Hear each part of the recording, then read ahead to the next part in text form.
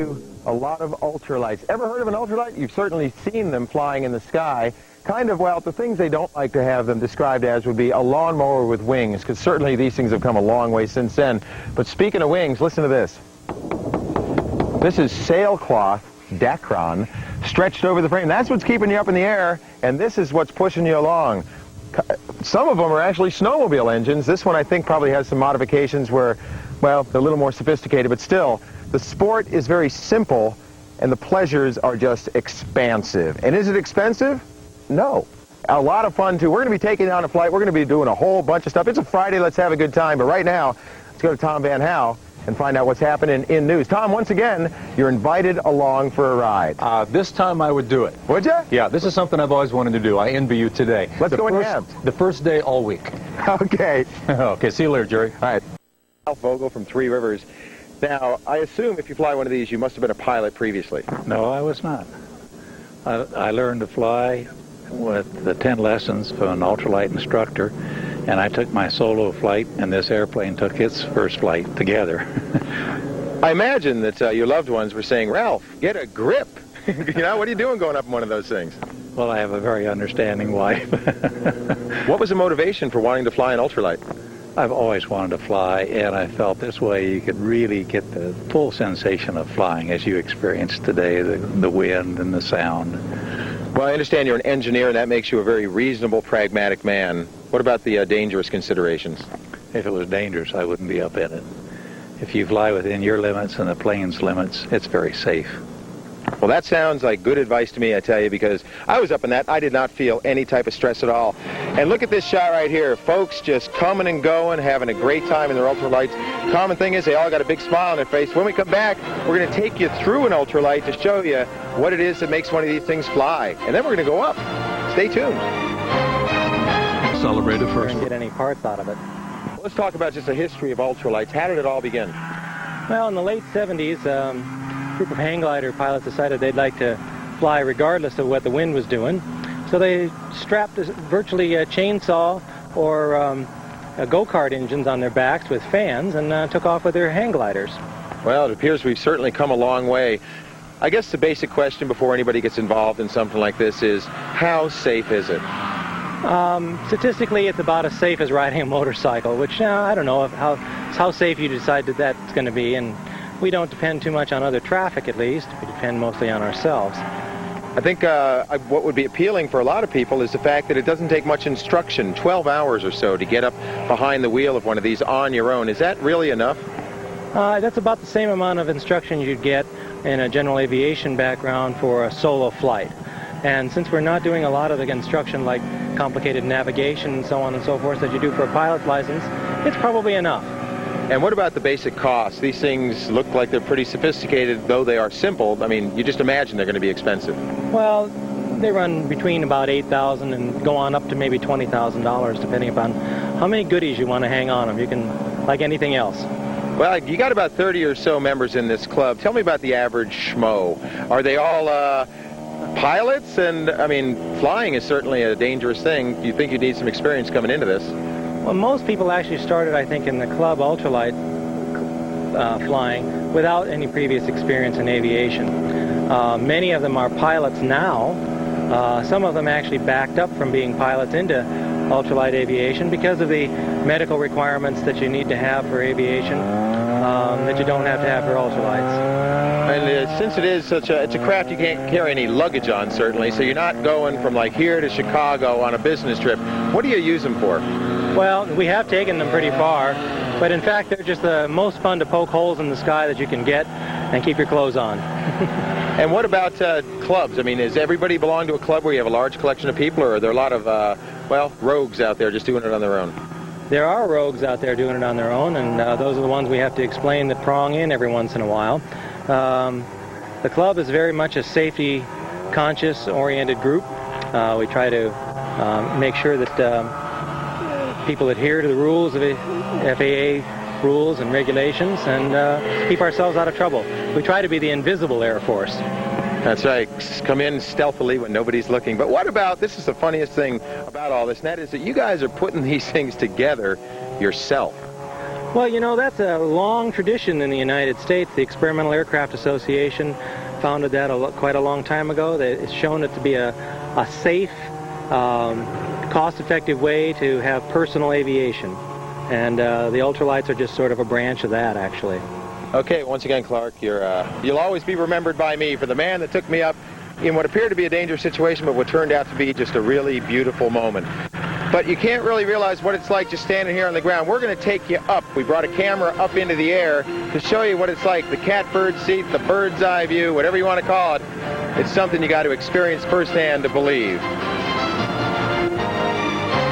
Isn't that beautiful right there? Just, well, a big field. I don't know if you're seeing anything because I'm about 100 feet away from George Marcheski, the man that's wielding that lens over there. But we're in the middle of an ultralight paradise right here. Look at this, though. All those folks that are up there flying, a lot of them put their things together themselves, their ultralights. The assembly manual. Remember when you first tried to program your VCR and we're looking at instructions like this, you're going, huh?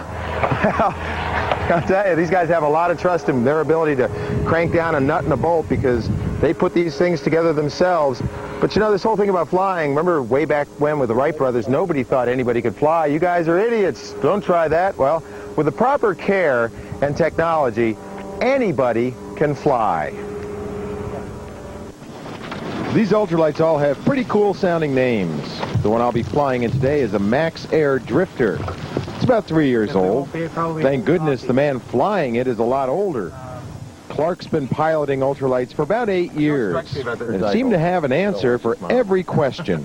It looks like a plane without a lot of the important things like doors and roof and that type of thing. Well, you know, doors and roof and stuff at plane are really only an illusion anyway. They're only made out of really light aluminum. They're not doing you much good except keeping the wind off of you.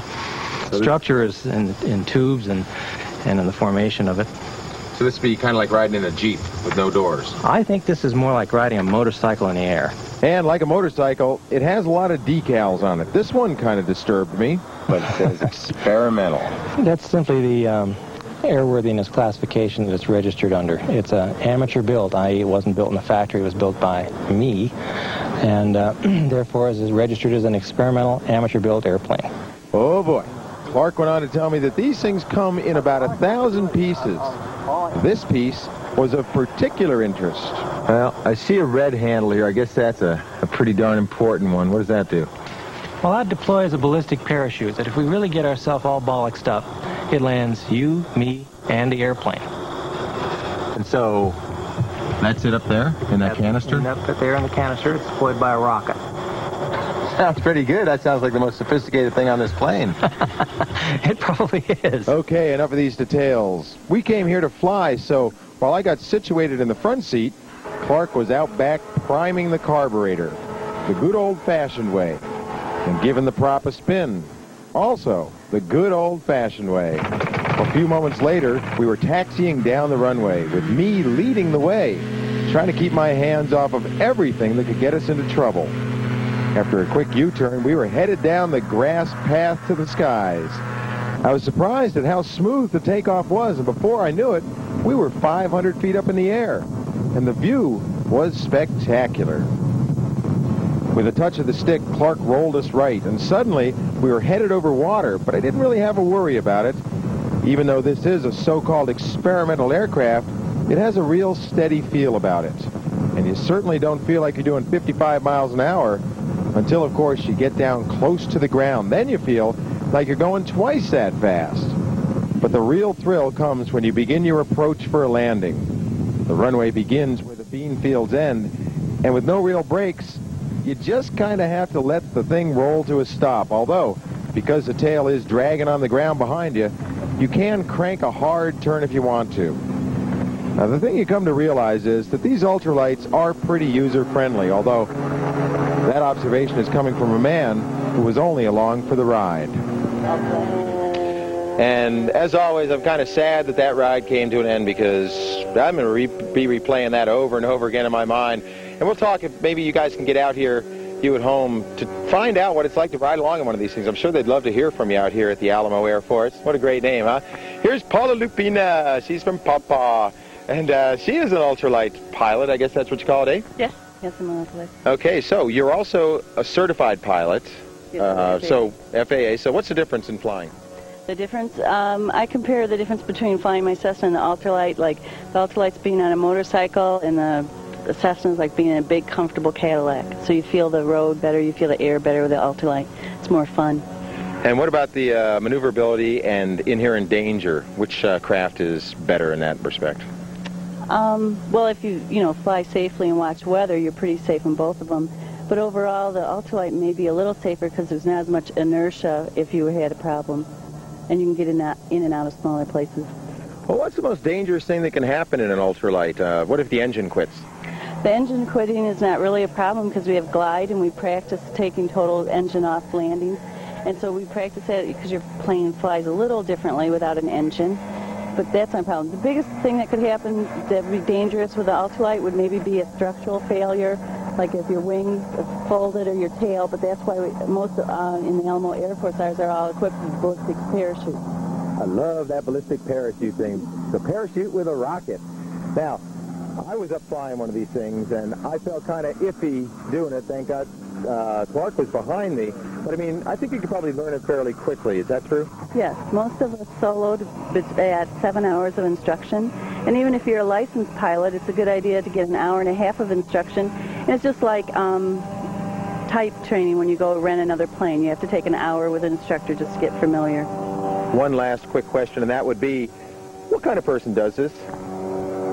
It's not the cowboys that you think. We're all very serious and love our craft and do what we can to be safe, but we're thoughtful. So thoughtful, I think they're all going to surprise me at the end of the show and give me one of these things, right? Probably not. Okay. When we come back, we're going to be talking about something completely different. We're talking about recycled trash that magically transformed into a playground. But look at these ultralights go. Beautiful, wouldn't you say? Well, welcome back. Once again, the Alamo Air Force, always in a state of readiness. I mean, all these things were up in the air just a moment ago. Now they're down on the ground, and the pilots are all just hanging out, just talking about what a great experience they had. Let's talk about something else here just for a second, though, and that is garbage. Garbage. We have to take it out every week, but where does it go? Well, it goes to the dump. But some people got kind of creative with their garbage. The recyclable aluminum and plastic, they decided, why not turn it into a playground? What? Well, Colleen Pearson has, well, she kind of unravels that riddle. Boy, you know, one of the problems of doing this show out in the field, I rarely get to see her reports, and when I get back to the station, I want to see what that playground that was made out of garbage looks like. I can't even imagine. Well, let's say that you want to ride with your nose high in the sky, get involved in ultralighting. We're going to just unfold all the facts and figures for you when we come back. And if you want to meet the guys and girls who do this, they're going to be in Holland this weekend, so if you're interested, stay tuned. All right, well, joining me now is Pat Schulteis. He's a member of this club and the guy that's going to tell us how it is that you can get involved if you want to. So, Alamo Air Force, eh? Right. Yeah, we have a club of 35 members, and we meet the first Sunday of each month, usually up at the community bank on the corner of Drake and West Main. That's down in Kalamazoo? That's down in Kalamazoo. Well, we're going to have our meeting in the air this year, or this month. We're going to go down to South Haven and fly the coastline all the way down to Holland. And so they can find you in the telephone book? We're at 375-0505 for information. Okay, I'll tell you what, affordable, fun, and as we now know, quite safe. If you want to fly, call these guys. See you Monday. Bye-bye.